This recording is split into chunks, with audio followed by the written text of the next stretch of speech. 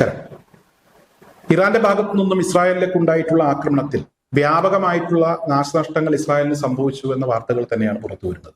ഇന്ന് രാവിലെ ഇസ്രായേലിനകത്തേക്ക് ഇറാൻ ഇവിടെ 1 ടൺ വാർഹെഡ് ഘടിപ്പിച്ചിട്ടുള്ള മിസൈലുകളാണ് പ്രയോഗിച്ചത്.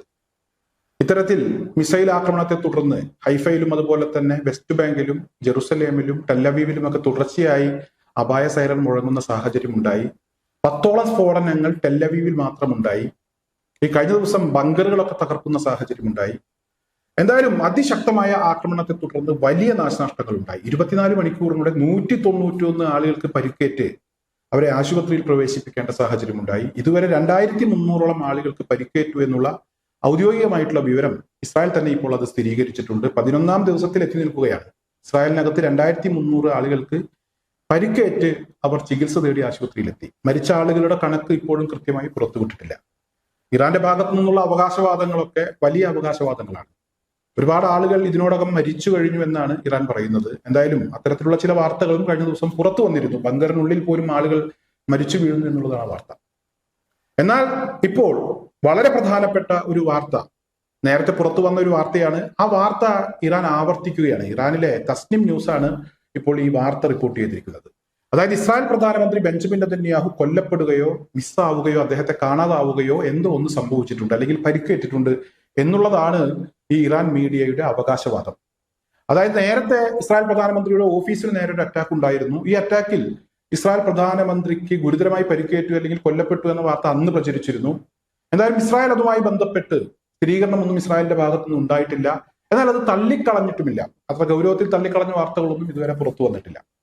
അതേസമയം ഇവിടെ ഈ ഓഫീസ് ആക്രമിച്ചതുമായി ബന്ധപ്പെട്ട് ഇസ്രായേൽ പ്രധാനമന്ത്രിയുടെ ചീഫ് ഓഫ് സ്റ്റാഫിൽപ്പെട്ട വളരെ മുതിർന്ന ഒരു ഉദ്യോഗസ്ഥൻ, പ്രധാനമന്ത്രിയുമായി ഏറ്റവും അടുത്ത ബന്ധമുള്ള ഒരാൾ കൊല്ലപ്പെട്ടു എന്ന വാർത്ത പിന്നീട് പ്രത്യക്ഷപ്പെട്ടിരുന്നു.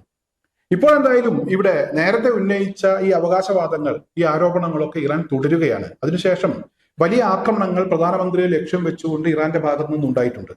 ഇന്നലെ പുറത്തു വന്ന ഒരു വാർത്ത, ടെല്ലവീവിൽ ഇവിടെ പ്രമുഖരായിട്ടുള്ള ആളുകൾ, ഇസ്രായേൽ പ്രധാനമന്ത്രി, മറ്റ് മന്ത്രിമാരുൾപ്പെടെയുള്ള ആളുകൾ ഒളിവിൽ പോകുന്ന ഒരു ബങ്കർ ഇവിടെ ഇറാൻ ബാലിസ്റ്റിക് മിസൈൽ ഉപയോഗിച്ച് തകർത്ത് കളഞ്ഞിട്ടുണ്ട്. ഇതിന്റെ ഭാഗമായി നിരവധി ആളുകൾക്ക് പരിക്കേറ്റു. ഇന്നലെ തന്നെ പരിക്കേറ്റു എന്ന വാർത്ത ഉണ്ടായിരുന്നു. അതുപോലെ തന്നെ ഒരുപാട് ആളുകൾ മരിക്കുന്ന സാഹചര്യം ഉണ്ടായിട്ടുണ്ട് എന്നുള്ള അവകാശവാദം ഇറാന്റെ ഭാഗത്തു നിന്നുണ്ടായിരുന്നു.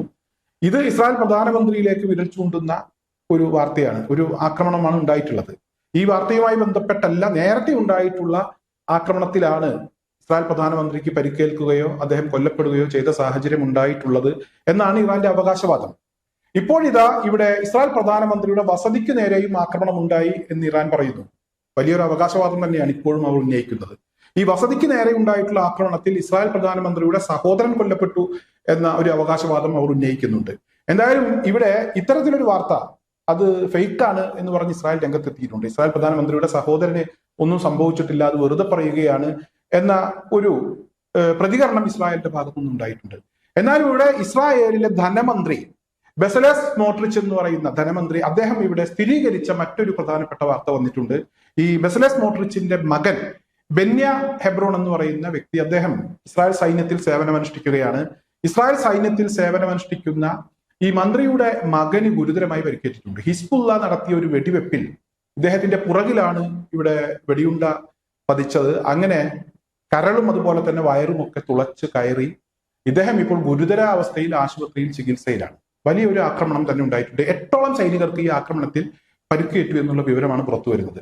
ഈ ഒരു ആക്രമണവും അതുമായി ബന്ധപ്പെട്ട് മകന് പരിക്കേറ്റു, ഗുരുതരമായി പരിക്കേറ്റു എന്ന കാര്യവും ഇവിടെ സ്മോട്രിച്ച് തന്നെ അത് സ്ഥിരീകരിച്ചിട്ടുണ്ട്. ചുരുക്കി പറഞ്ഞാൽ ഇസ്രായേലിലെ പ്രമുഖരെ ലക്ഷ്യം വെച്ചുകൊണ്ട് തന്നെയാണ് ഇറാനും ഹിസ്ബുള്ളയും ഇപ്പോൾ ആക്രമണം നടത്തിക്കൊണ്ടിരിക്കുന്നത്. ഈ ആക്രമണങ്ങളൊക്കെ ലക്ഷ്യത്തിൽ പതിക്കുന്നു എന്നുള്ളത് ചെറിയ കാര്യമല്ല. നേരത്തെയൊക്കെ ഇറാൻ ആണെങ്കിലും അതുപോലെ തന്നെ ഹിസ്ബുള്ളയാണെങ്കിലും മറ്റ് ഇസ്ലാമിക് റെസിസ്റ്റൻസ് ഗ്രൂപ്പ് ആണെങ്കിലും ഇവരൊക്കെ ആക്രമണങ്ങൾ നടത്തുമ്പോൾ പലപ്പോഴും അത് ലക്ഷ്യത്തിലെത്താറില്ല. അവരുടെ ആക്രമണങ്ങളെയൊക്കെ ആകാശത്ത് വെച്ച് തന്നെ തകർക്കാറുണ്ട്. ഇവിടെ റഷ്യയുടെ സഹായം കൃത്യമായി ഇറാനും അതുപോലെ തന്നെ മറ്റ് സംഘങ്ങൾക്കുമൊക്കെ കിട്ടിത്തുടങ്ങിയതോടുകൂടെ ഇവരുടെ ആക്രമണങ്ങൾ ലക്ഷ്യം കാണുന്നു. വലിയ നാശനഷ്ടങ്ങൾ ഇസ്രായേലിനകത്തുണ്ടാകുന്നു. അമേരിക്കൻ ഇന്റലിജൻസ് റഷ്യയുടെ സഹായം ഇതിന് പുറകിലുണ്ട് എന്ന കാര്യം കൃത്യമായി പറയുന്ന ഒരു സാഹചര്യം ഉണ്ടാകുന്നു. ഇറാന്റെ വിദേശകാര്യ മന്ത്രി റഷ്യയുടെ സഹായം ഞങ്ങൾ സ്വീകരിക്കുന്നുണ്ട് എന്ന കാര്യം തുറന്നു പറയുന്നു. ഞങ്ങൾ നിഷ്പക്ഷരല്ല, ഞങ്ങൾക്ക് കൃത്യമായി പക്ഷമുണ്ട്, ഞങ്ങൾ ഇറാനോടൊപ്പമാണ് എന്ന് ഇവിടെ റഷ്യയുടെ വിദേശകാര്യമന്ത്രി പറയുന്ന ഒരു സാഹചര്യം ഉണ്ടാകുന്നു.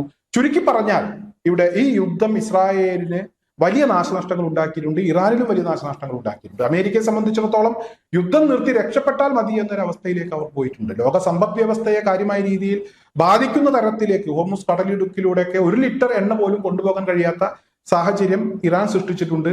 അതുകൊണ്ട് തന്നെ പല സമ്മർദ്ദങ്ങളും അമേരിക്കക്ക് ഉണ്ടാകുന്നു. ചൈനയും റഷ്യയും ഒക്കെ ഇടപെടുന്നു. യുദ്ധം നിർത്താൻ അമേരിക്ക പുറകോട്ട് പോയേ മതിയാകൂ എന്ന് പറയുന്നു. എന്നാലും ഇസ്രായേലിനെ സംബന്ധിച്ചിടത്തോളം അവരെ പാതി വഴിയിൽ ഉപേക്ഷിച്ച് പോകേണ്ട ഒരവസ്ഥയിലേക്ക് അമേരിക്ക പോകുന്നു. ഇസ്രായേലിന് കനത്ത നാശനഷ്ടങ്ങൾ ഉണ്ടായിരിക്കുന്നു. ബെഞ്ചമിൻ നെതന്യാഹുവുമായി ബന്ധപ്പെട്ട് ഉയർന്നു വരുന്ന ഈ വാർത്തകളുമായി ബന്ധപ്പെട്ട് ഇസ്രായേലിന്റെ ഭാഗത്ത് നിന്ന് കാര്യമായ പ്രതികരണങ്ങളൊന്നും വന്നിട്ടില്ല.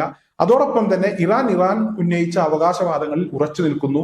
ഇസ്രായേൽ പ്രധാനമന്ത്രിയാണെങ്കിൽ ഇപ്പോൾ പൊതുപരിപാടികൾ പ്രത്യക്ഷപ്പെടുന്നില്ല. അദ്ദേഹവുമായി ബന്ധപ്പെട്ട് അദ്ദേഹം പറഞ്ഞു, അദ്ദേഹം ചെയ്തു എന്നൊക്കെയുള്ള വാർത്തകൾ വരുന്നുണ്ടെങ്കിലും അദ്ദേഹത്തിന്റെ ഏറ്റവും പുതിയ ചിത്രങ്ങളോ വിഷ്വൽസോ സമൂഹ മാധ്യമങ്ങളിൽ പ്രത്യക്ഷപ്പെടുന്നില്ല. നേരത്തെയൊക്കെ ബെഞ്ചമിൻ നെതന്യാഹുവിനെതിരെ അദ്ദേഹം മുങ്ങി, അദ്ദേഹം നാട്ടിലില്ല എന്നൊക്കെയുള്ള ആക്ഷേപങ്ങൾ ഉയർന്നു വരുമ്പോൾ അദ്ദേഹം വീഡിയോ ഒക്കെയായി അദ്ദേഹത്തിന്റെ സമൂഹ മാധ്യമങ്ങളിലൂടെ അദ്ദേഹത്തിന്റെ പേജിലോ ഒക്കെ അദ്ദേഹം പ്രത്യക്ഷപ്പെടാറുണ്ട്. അദ്ദേഹം ചില കാര്യങ്ങളൊക്കെ പറയാറുണ്ട്, എനിക്കൊന്നും സംഭവിച്ചിട്ടില്ല എന്ന്. എന്നാലും ഇവിടെ ഇസ്രായേൽ പ്രധാനമന്ത്രിക്ക് എന്തോ കാര്യമായി സംഭവിച്ചിട്ടുണ്ട്, അതുകൊണ്ടാണ് അദ്ദേഹം പ്രത്യക്ഷപ്പെടാത്തത് എന്നാണ് ഇറാന്റെ അവകാശവാദം. ഇറാനിലെ തസ്നിം ന്യൂസും പറയുന്നത് അത്തരത്തിലുള്ള ചില കാര്യങ്ങൾ തന്നെയാണ്.